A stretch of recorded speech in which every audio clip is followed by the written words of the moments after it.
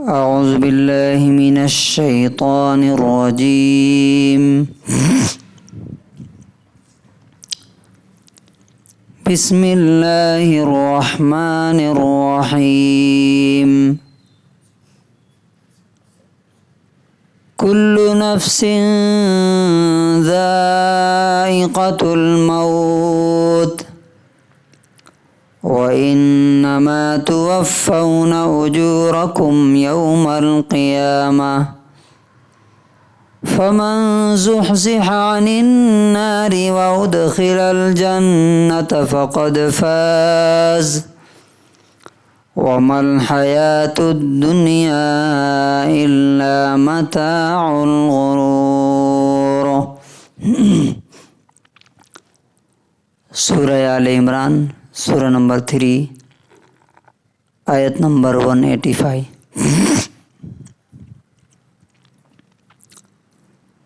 کسی بھی چیز کو دنیا میں دیکھنے کا دو طریقہ ہے. ایک طریقہ وہ ہے جو دنیا اختیار کرتی ہے، دنیا جس نظر سے دیکھتی ہے کسی چیز کو، اور ایک وہ ہے جو اللہ تعالیٰ بتاتا ہے. یعنی دوسرے لفظوں میں کہیں تو ایک اللہ کی نظر سے کوئی چیز انسان دیکھے اور دوسری دنیا والوں کی نظر سے دیکھے. اللہ تعالیٰ نے اس زندگی کے بارے میں کیا کہا؟ کامیابی اللہ کے نزدیک کیا ہے، سکسیس، اور دنیا والوں کے نزدیک کیا ہے. اللہ تعالیٰ نے اس کو یہاں ڈیفائن کر کے بتایا کہ اصل کامیابی کیا ہے. اس آیت میں 4 باتیں ہیں. پہلی بات ہے کل نفس ذائقۃ الموت. جو بھی جاندار ہے، جو زندہ ہے، اسے موت کا مزہ چکھنا ہے، ٹیسٹ کرنا ہے کہ موت کیسی ہوتی ہے، جب آتی ہے تو کیا ہوتا ہے، اور انسان کو کیسا فیل ہوتا ہے اس وقت. اس کا مزہ ہر انسان کو ضرور ٹیسٹ کرنا ہے. زندگی کا مزہ تو ہم چکھ ہی رہے ہیں، زندگی کا مزہ ہم لے رہے ہیں، یہاں کی خوشی کا، یہاں کے غم کا، یہاں کی تھکاوٹ کا، یہاں کے عیش و آرام کا، وہ سارا ہم دیکھ رہے ہیں. لیکن موت کا مزہ کیسا ہوتا ہے وہ ہمیں نہیں معلوم. ہاں، بس اتنی بات ملتی ہے کہ رسول اللہ صلی اللہ علیہ وسلم کی جب موت آئی تو آپ کے سامنے ایک پانی رکھا ہوا تھا، ایک بڑے برتن میں. آپ اس پانی میں ہاتھ ڈالتے اور اپنے چہرے پر اس کو پونچھتے جاتے اور کہتے ان للموت لسکرات. بے شک موت کی بڑی سختی ہے، موت کی بڑی تکلیف. اور علماء لکھتے ہیں کہ موت کی جو تکلیف ہے وہ کسی انسان کو تلوار مارنے سے زیادہ اور گولی مارنے سے زیادہ ہوتی ہے. روح پورے پیروں کے نیچے سے فرشتہ کھینچنا شروع کرتا ہے اور ایک ایک مسل سے روح نکلنا شروع ہو جاتی ہے.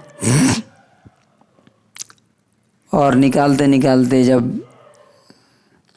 یہاں تک پہنچ جاتی ہے تو پھر توبہ کا دروازہ بند ہو جاتا ہے. اس وقت کوئی معافی مانگے گا تو اللہ تعالیٰ قبول نہیں کرے گا. تو پہلی بات کیا ہے کہ جس موت کے لیے ہم پیدا ہوئے ہیں اس موت کی تیاری. اچھا، دوسری چیز اس میں کیا کہی گئی ہے؟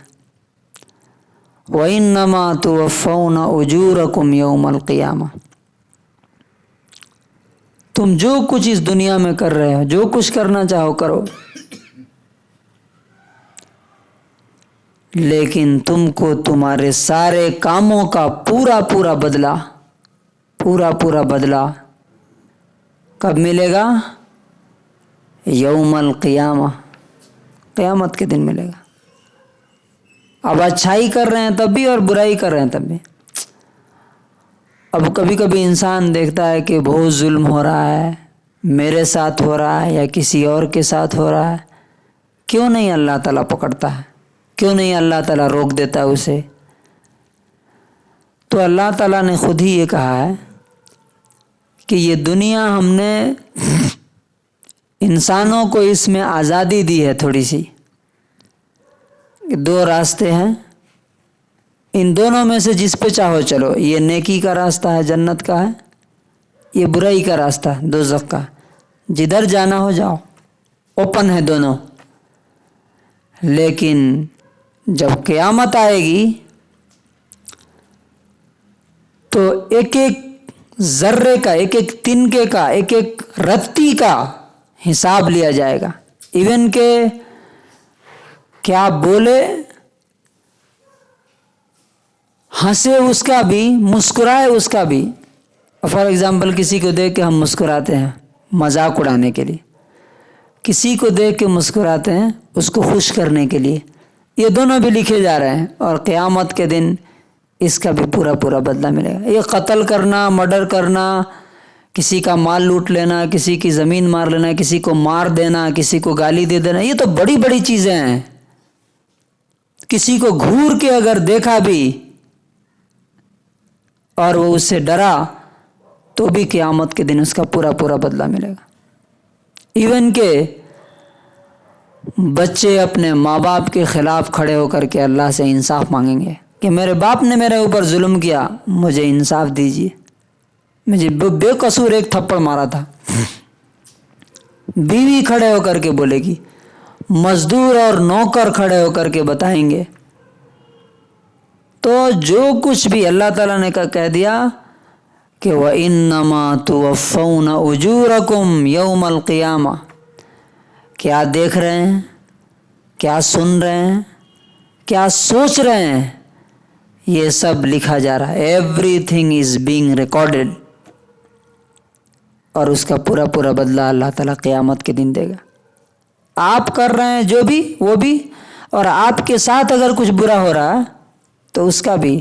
اس لیے اطمینان سے رہنا چاہیے کہ اگر ہمیں کوئی تکلیف دے رہا ہے یا ہمارا کچھ لے لیا تو وہ گیا نہیں کہیں، وہ پورا لکھ لیا گیا، وہ سیف ہے، وہ ملے گا وہ۔ تو پہلی بات کیا تھی؟ موت آنی ہے ضرور، اس سے بچ نہیں سکتے۔ دوسری بات، موت تک جو کچھ بھی تم کر رہے ہو یہ پورا ریکارڈڈ ہے، اور یہ ملے گا اس کا بدلہ کس دن؟ قیامت کے دن۔ اب تیسری بات کیا ہے؟ فَمَنْ زُحْزِحَ عَنِ النَّارِ وَأُدْخِلَ الْجَنَّةَ فَقَدْ فَازَ،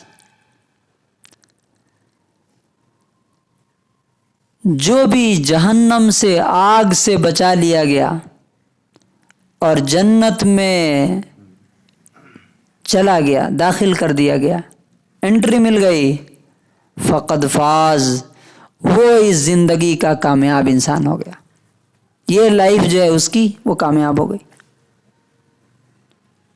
اب جیسے دیکھیے ہوتا ہے نا، ایگزام تک بچے محنت کرتے رہتے ہیں نا، ایگزام کے بعد رزلٹ آتا ہے تو کیا ہوتا ہے؟ کچھ پاس ہوئے، کچھ فیل ہوئے۔ تو جو پاس ہوئے ان کی خوشی کا کوئی ٹھکانہ نہیں رہتا، جو فیل ہوئے وہ روتے رہتے ہیں، گھر سے بھاگ جاتے ہیں، سوسائڈ کر لیتے ہیں۔ وہاں تو سوسائڈ کرنے کا بھی موقع نہیں دیا جائے گا، کوئی رسی نہیں ہوگی کہ گردن میں لگا کے مر جائیے، کوئی چھری نہیں ہوگی کہ انسان کاٹ لے اپنے آپ کو، کوئی زہر نہیں ہوگا کہ انسان پی لے، نہیں۔ اور اگر اس کے اپوزٹ ہو گیا، یعنی جنت میں جانے کے بجائے جہنم، اللہ تعالیٰ نے بولا کہ نہیں، تم نے جو لائف گزاری ہے تمہاری زندگی سے میں خوش نہیں، جاؤ جہنم میں، اور فرشتوں نے اٹھا کے جہنم میں پھینک دیا، تو انسان کی سب سے بڑی ناکامی ہے۔ آپ کو معلوم ہے، میں ایک آپ کو نالج کی بات آپ سے شیئر کرتا ہوں۔